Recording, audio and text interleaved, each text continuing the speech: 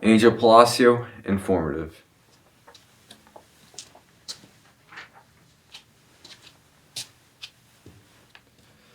Cars, a seemingly necessary invention for society to function and thrive. When you think of a car, you'd probably think of a fiberglass frame on a set of wheels. Inside, you'd have things like your steering wheel, your shifter, your brake and gas pedal, and gauges telling you information like your vehicle's speed or the revolutions per minute your engine is running at. Unless you're not from the United States, Japan, or Canada, you probably forgot about its counterpart though, the manual transmission vehicle.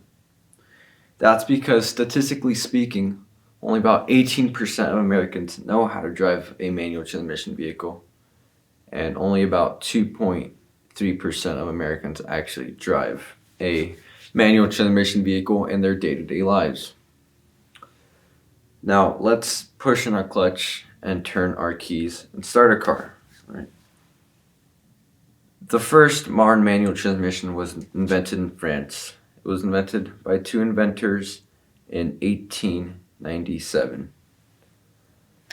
And the first transmission systems were a little bit different than what they are now, but they were relatively the same concept. Now, ever since that historic moment, all cars that followed up to the 1980s were manual transmission vehicles. 1980 kind of being that area in the United States history where the automatic vehicles were taken over. They were taking over the manual transmission vehicles. That's when everything started shifting more towards the automatic side rather than the manual side. So I'm gonna go ahead and put a scenario in your guys' head, all right? You are teenagers, okay? Your parents have been taking you out to drive, maybe on your towns, maybe out of town in your towns, alleys, or just areas that aren't populated, to avoid any dangers, okay? So you've shown to your parents that you know how to drive. And as your parents give you more trust, they're thinking about buying you your first car. So obviously, you're excited, man. Like, long gone are those days of you just awkwardly asking your mom or your siblings or your dad to just take you to the movie theater with your friends. Or long gone are those days. You can drive yourself, okay? So the day comes, you have those keys in your hand, and you take your car out for a spin, having a good time. What you must remember, though, is when your parents gave you these keys, your parents trust you. They give you trust. They trust that you have enough attention and enough skill to operate this vehicle without being a hazard to yourself or anyone else. Unfortunately, though, there are times when accidents do happen, whether it be from the driver's error or some external factor. The World Health Organization states that in the United States, out of 100,000 drivers, 12.4 of them will be in fatal car wrecks. This same statistic, though, for the UK is down to 3.4. There are two huge factors and two huge reasons as to why that is.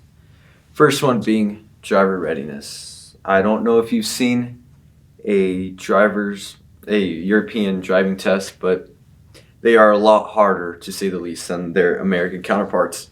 You are graded on every little minute detail, and you're given actually different scenarios, like hill starts and stuff like that, to pass your test instead of just making a couple turns and a couple stops when you're driving an automatic vehicle in a American driving test. Aside from driver readiness, the other huge factor is the fact that in Europe or anywhere else but the United States, Canada, and Japan, anywhere else but those three countries, the preferred transmission type is a manual transmission. You might be asking yourself, what is a manual transmission? What exactly is a manual transmission? A manual transmission is a multi-speed motor vehicle transmission system in which gear changes are operated by the driver using a clutch pedal and a shifter. So that's what a manual transmission is. And the reason I was going back to that point, the reason why in Europe that's so low is because driver readiness.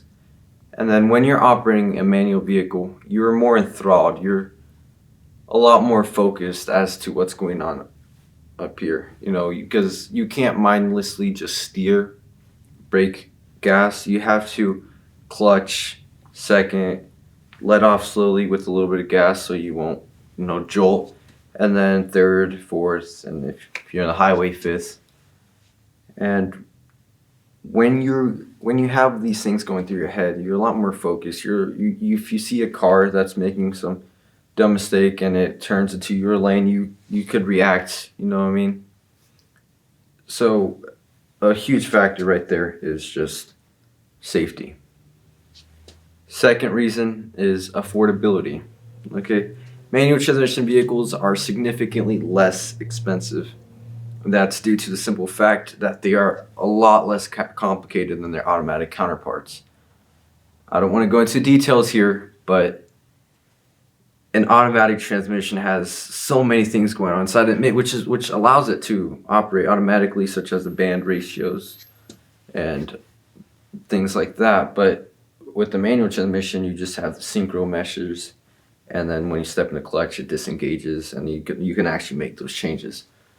So affordability and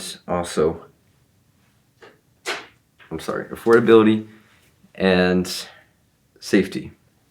Third reason is preparedness, and which is probably the biggest reason you'd like to learn. According to the New York Times, the most sought after destination for travel outside the United States is in Europe.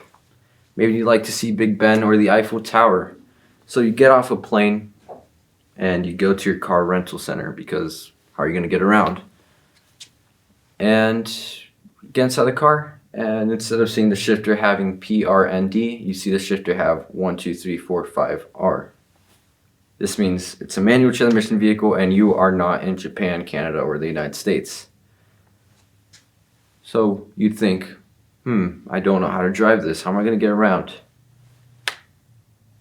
That could have all been avoided if you had learned how to drive a manual transmission vehicle. So preparedness, affordability, and safety, 3 huge factors as to why you should learn the manual transmission. And unfortunately, in the United States, the school driving systems don't require you to learn how to drive a manual. The driver's ed teaches you in an automatic transmission vehicle. And it's a pretty simple test to pass, but an established driving school in bigger cities usually can teach you how to drive a manual transmission vehicle, or you could ask a friend or a parent. So now that I've given you a couple reasons why you should learn a manual, I hope you guys do decide to learn how to drive a manual transmission vehicle. All right.